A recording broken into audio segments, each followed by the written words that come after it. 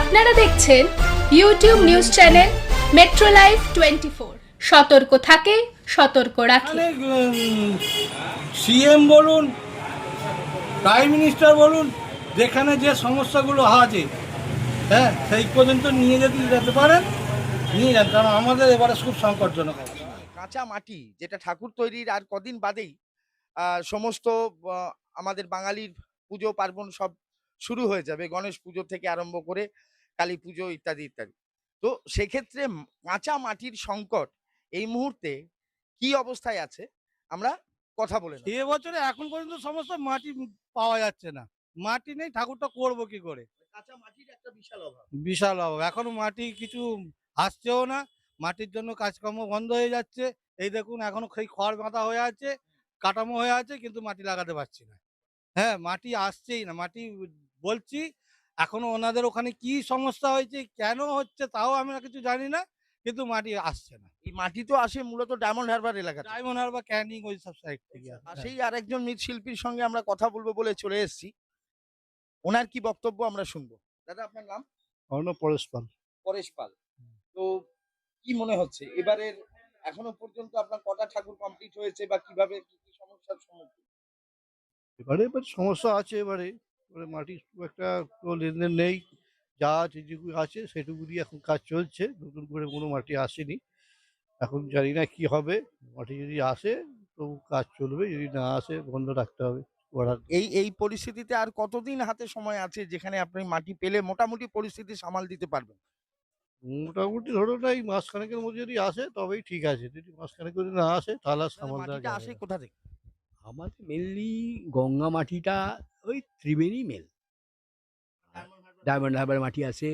তারপর এদিকে ধরুন লোকাল যেটা উম, চাষের মাটি, এটা বদ্যিবাড়ি, ভদ্রেশ্বর এই দিক থেকে ট্র্যাক্টরে করে দেয়। সব কিছু কি হয়েছে রয়্যালটি ফয়েলটির ব্যাপারে এটা এতটা আমরা মূলত মাটি মাফিয়াদের দৌরাত্ম্য বন্ধ করার জন্যই প্রশাসন যে পদক্ষেপ করেছে। ভালো, এটা ভালো, এটা হোক না, আমরা তো চাই সব মিটে গিয়ে সুষ্ঠুভাবে মাটিটা আসে। তাতে একটু দাম বাড়বে হয়তো, কিছু করার নেই, সবই তো বাড়ছে, এটাই মেন এই সময় যে সময় দাঁড়িয়ে আপনাদের সঙ্গে কথা বলছি, এই সময় তো আপনাদের অনেক ঠাকুর তৈরি হয়ে যায়, মানে অর্ধেকটা প্রায়।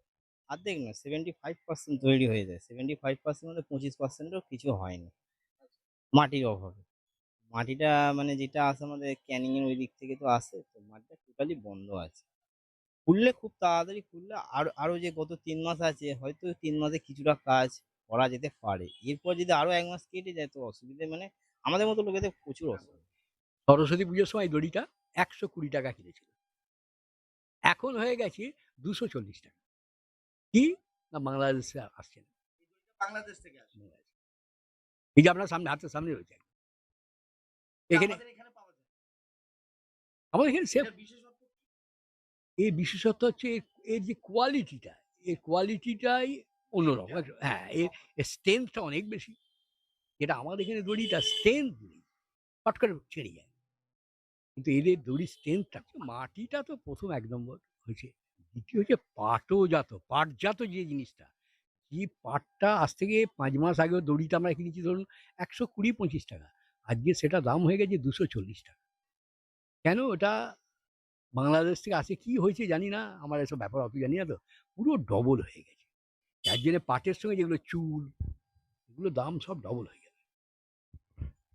সব মিলিয়ে একটা কথা বলতে পারি যে, কথা বলতে বলতে এই মৃৎশিল্পীদের এই মানে সমস্যার মধ্যে আর একটা জিনিস প্রকাশ্যে এলো, সেটা হচ্ছে জিও পলিটিক্স। ভারত বাংলাদেশ সম্পর্ক যে পরিস্থিতিতে দাঁড়িয়ে আছে, সেখান থেকে পাটজাত যে দ্রব্য আসছে তারও প্রভাব পড়েছে মৃৎশিল্পীদের জীবনে। অসুবিধার মধ্যে দিয়ে কাটানো হচ্ছে, অসুবিধা আরো পড়বে। তো আপনার আপনার কি আর্জি থাকবে প্রশাসনের কাছে, আপনার কি আর্জি থাকবে? প্রশাসনের কাছে আর্জি থাকবে যে আমাদের মতো লোকেদের যাতে মাটিটা খুবই তাড়াতাড়ি দিন 10-5 মধ্যে পেয়ে যায়। হ্যাঁ, সে তার মধ্যে দিয়ে যদি প্রশাসন একটুখানি যদি আমাদের হেল্প করে তো খুবই ভালো। অন্য জায়গা থেকে কি এই পরিস্থিতিটা সামাল দেওয়ার চেষ্টা করছেন? করছি, কিন্তু এই মাটি তো কোথাও পাওয়া যাবে না ওই ছাড়া। তো ওই মাটির মাটি নিয়ে যতটুকু কাজ চালানো যায় সেটা হচ্ছে, কিন্তু পরিষ্কার ফ্রেশ মাটিটা পাওয়া যাচ্ছে না। ফ্রেশ কাজের যে কোয়ালিটির মাটিটা, কোয়ালিটির যে কাজটা যে হয়, পলি মাটিটা। পলি মাটিটা এইখানে তো আমাদের নেই। সেটা তো ওই ডায়মন্ড হাওড়ার দিকেই পাওয়া যায়। সেই মাটিটা কোনো কারণেই ঢোকাতে পারছে না। এমনকি যদি কোনো কাউকে সেরকম বলা হয় সেই হিসাবেও হচ্ছে না। আমাদের কুমোরটুলি এলাকাতে খুবই কম ঢুকছে। তো কাজের মধ্যে সবারই অসুবিধে পড়ে আছে। আরো যদি এই ১ হপ্তাহের মধ্যে ঢুকিয়ে দিতে পারে প্রশাসন, দিন ১৫ এর মধ্যে, তাহলে আমরা কিছুটা বাঁচবো আশা করছি। নাহলে এবছর কাজের মানে গতি, কাজের কমে যেতে পারে বা বসে যেতে পারে। বসে যেতে পারে কাজটা টোটালি মাটির জন্য। মাটি না হলে ওই মাটি ছাড়া কাজটা অসম্ভব। সরকারি সহযোগিতা কিচ্ছু পাওয়া যায়নি। কাজে তো আপনাদের কার্ড বা হ্যাঁ, হয়েছিল কিন্তু কই না। সেরকম কিছু সরকারের তরফ থেকে কার্ড তৈরি করা হয়েছে। সরকারের তরফ থেকে বলতে এই যে করোনার সময় যে একটা শিল্পী কার্ড হয়েছিল। কিন্তু কই তাতে আর কোনো কিছুই না। মানে কোনো লোন-টোন বা কোনো কিছু বা সরকারি সহযোগিতা? না, না, না। ওসব কিচ্ছু না। এই কোনো রকমে চলে। মাটির আপনার প্রবলেম হচ্ছে, মাটি তো পাওয়াই যাচ্ছে না। এবার মাটির সমস্যাটা যাতে তাড়াতাড়ি মেটে, সেইটা মিটে গেলেই ভালো হয়।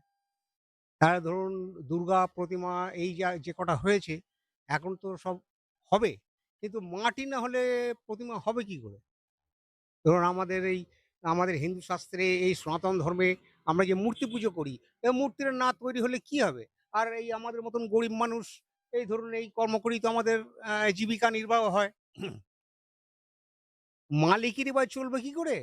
আমাদেরই বা চলবে কি করে? এই তো ধরুন কাজ তো প্রায় বন্ধ। এখানে ধরুন ৭৫-৮০ জন কারিগর ছিল।